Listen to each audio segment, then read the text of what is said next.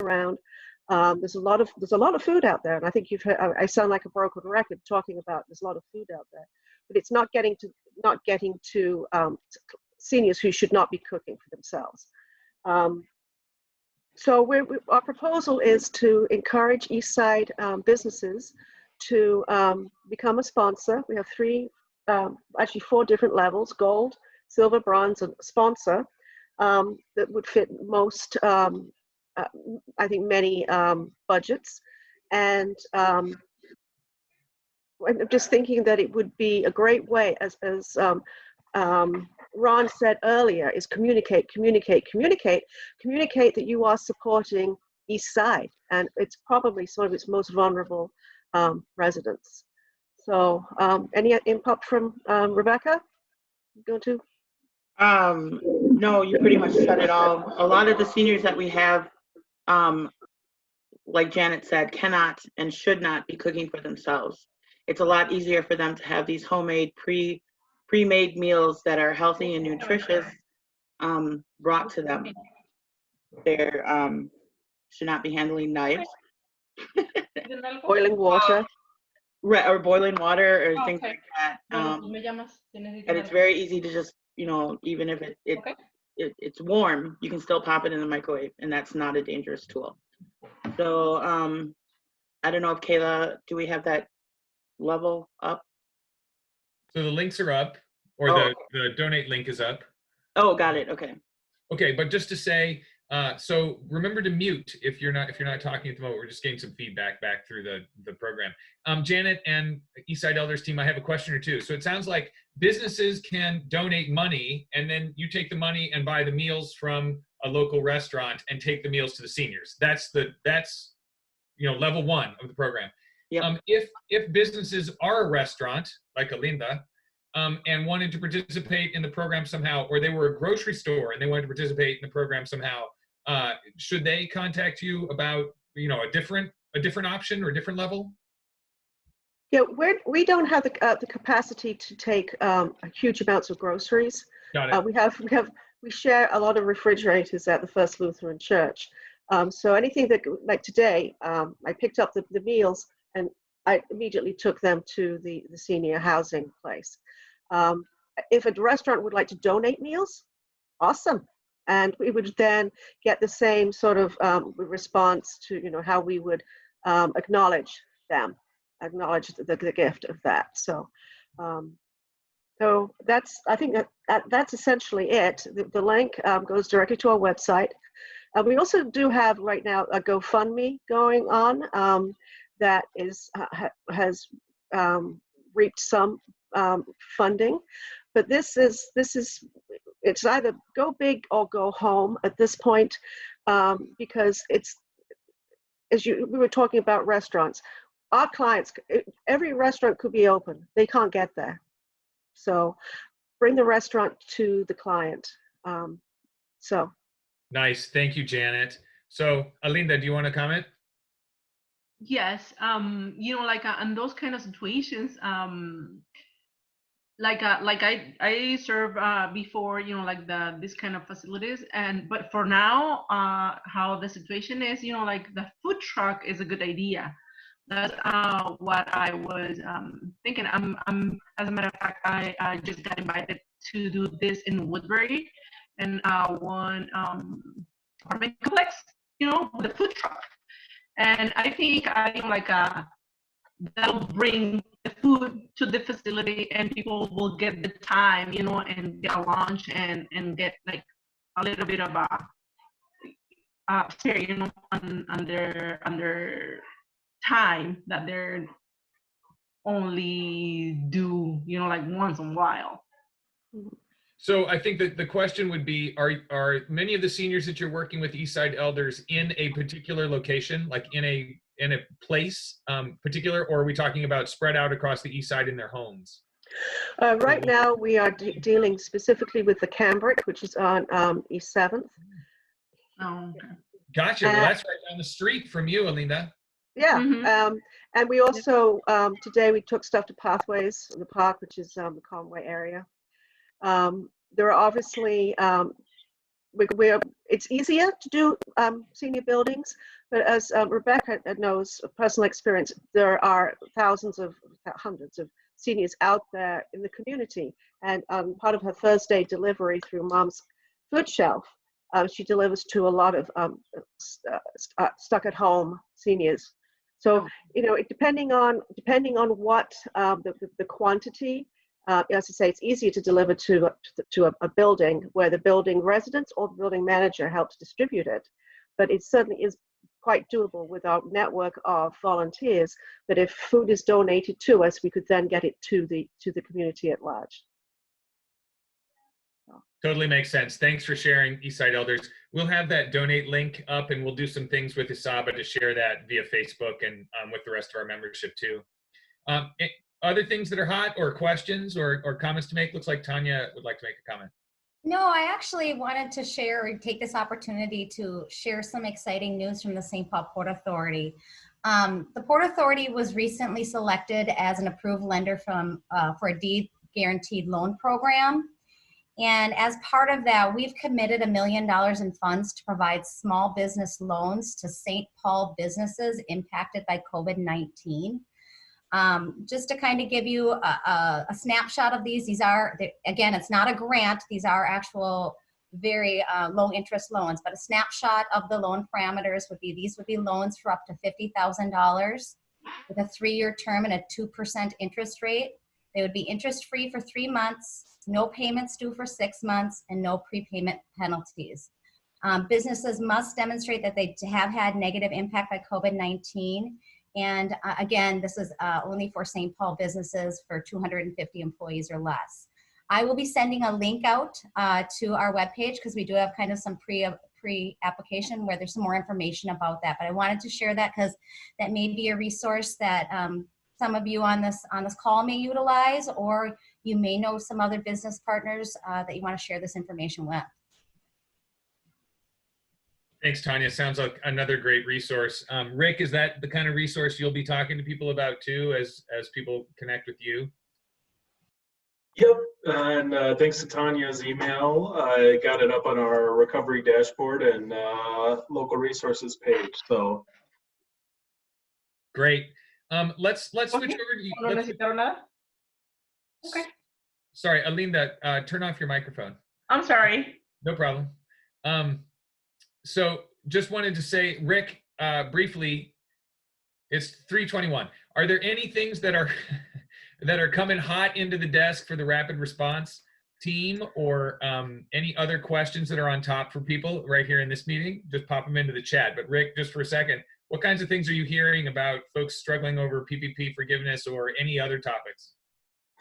yeah, I haven't heard a lot about the PPP forgiveness, and looking through the document, as I'm sure you have as well, it's kind of seems more intimidating than a tax return, but that's why we have folks like Mark who can help us through those things. But at least some guidance in detail on there. Other than that, I think a lot of it's already been talked about here today. There's a lot of concern, a lot of restfulness, if you will, about trying to get closer to normal. And I think the kind of the message that we heard yesterday was, trying to take a number of safety precautions as we, move these dials and whatnot. So it's mixed feelings, but we know that the businesses are struggling and that is going to continue for a while. So glad that the Port Authority got approved to be a deed lender. And also, I teased it a little last week, but hopefully next week on Wednesday, we'll launch our Ramsey County Small Business Relief Program. Just working through some of the final details earlier today.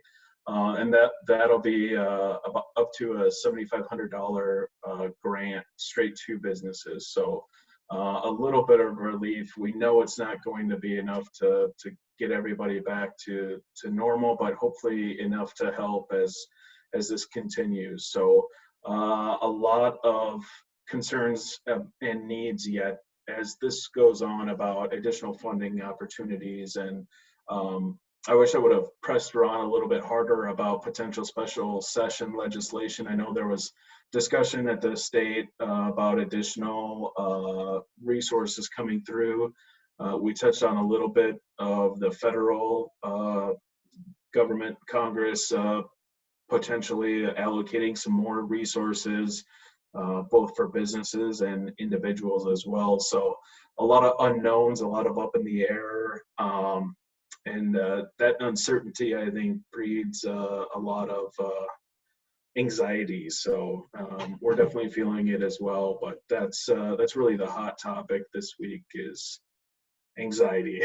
A lot of stress, and it's sinking in, and it's really hitting people. And I think the reality that this is going to be a really long-term and have even longer lasting implications on our economy is starting to become more of a reality for folks. And it's unfortunate, but we're trying to do what we can to help in the ways that we can and coordinating collectively. So also just want to give a shout out to Ross and the Department of Safety and Inspections for trying to get ahead of the governor's order.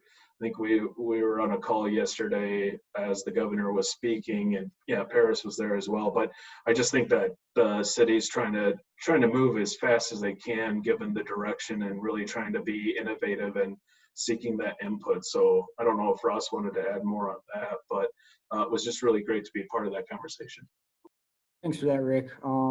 We really are trying to stay ahead of things as fast as humanly possible, which is difficult when everything changes from minute to minute, it feels like. I can say that with the governor's order yesterday opening up of outside, that we are working with planning and economic development in the mayor's office to hopefully have something out mid next week with guidelines on what you can do for parking lots and sidewalks and whatnot as our first step to try and open up businesses. So be on the lookout for that sometime mid next week. And then obviously, if you have any questions or ideas that we can look at, please send them my way. I'll be more than happy to answer them and forward them into the groups that I'm working with. We're here for you. So let's see what we can do to get us open again as safely as possible. Thanks, Ross. Final details here in the final moments. I see 6 nonprofits on this call. Any of those further relief programs coming down the horn or coming down the horn? Where did I even come from? Are they coming for nonprofits too, their Port Authority and Ramsey County, or is this for-profit business only? For the Port Authority's loan program, nonprofits can apply if they do pay property taxes. As part of the Port Authority's mission, we are expanding the tax base as a component of that, so that is on the website. What about Ramsey County? Ramsey County is unfortunately, or fortunately, depending upon what the industry you're in, will be for-profit businesses only. Okay. But I would expect that additional federal legislation similar to the previous programs will include the nonprofit organizations as well. And I will also say that there are some additional funds that we will be allocating in the future that may or may not be available for nonprofits. So it's on our radar. I really appreciate you bringing it up, Paris. I see the great work that a number of them are doing around not just the east side, but throughout the whole county. And so it's important. Thank you for bringing that up. Yeah, totally makes sense that this is a trying time, and especially trying, as we heard from East Side Elders, for organizations that are finding increased need and lack of access to regular revenue sources or to increased grant funding. So yeah, super challenging. We'll continue to talk about issues like that as we go forward too, everybody. All right, so in final, just to say, here is and it's kind of like, it's like a constant reminder. There's the donate link for Isaba. You know, it's all a good commercial for that donate link in the end. You can throw some money in there if you want, that we love it. And also just want to kind of point out that Ron Krisha, one point he made earlier is that 3 weeks ago, everybody was watching cat videos. So if you were counting on your cat video to pull your organization forward, you can drop that now and put out other information and communication, because now we're available for other kinds of feedback loops. So that's good. I mean, though Lori Seaver had her cat on here a little earlier, that was kind of funny. Wait, her cat's coming back. See, 6 weeks ago that would have worked, Lori, but not anymore. Ron has said that don't work no more. So there you go. Just want to thank Darren Varley and the other ISABA board members that are on. Just wave at us if you're an ISABA board member. There's Tanya and Darren, Mark, and Jorge that are on the call. And Katie. Katie's got a dog, I think. That's not a cat. That's a dog. That's a GoFundMe page too. No. Okay, there you go. The cat and dog videos. I don't know. Dogs are in, cats are out. Apparently, according to Ron. I didn't say this. Okay. But next week we will have Dr. Bruce Corey, former PED director, talking a little bit about predatory lending and about what happens when we all become borrowers. Oh no, there's Rick's dog. Oh, it's the dog hour. You know, my announcement got upstaged. I did that to myself, everybody. Okay. All right, Mr. Bill Murray just wanted to say hi. Your dog's name is Bill Murray? Yep, Mr. Bill Murray. You can find him on Instagram if you need some levity and want to look at cute dogs. So that's great. That's great. Okay. Anyway, Peter has turned his camera on his dog now. That's fantastic, Peter Ratcliffe. There's a big smile. We're gonna make it through this. Darren's only got a plant. It's okay, Darren. We'll get you a cat. That'll be, it'll be a gift or something. Someone will get you a cat. Okay, next week we're talking to Dr. Bruce Corey, and after our talk from 2:30 to 3:30, we'll talk a little. We'll just have a little segment from the East Side ISABA Sanity series. So we're not going to do a full happy hour or anything like that. But we're going to have some games for you to play to just celebrate making it through May. That's what we're celebrating, everybody, next week on Thursday. All right. So there we go. I don't see any. Oh no, Darren Varley says the plant is fake. Well, we'll get you a real cat. Or maybe what you need is a fake cat, Darren. I don't know, we'll see. All right, everybody, any other finals? Drop them in the chat there or just say goodbye. We'll see you all next week. Goodbye, everybody. Stay in touch. Stay safe. Bye, Rick. Bye, Linda. Bye, Darren. Bye, Jorge. Bye, Peter. Always good to see you.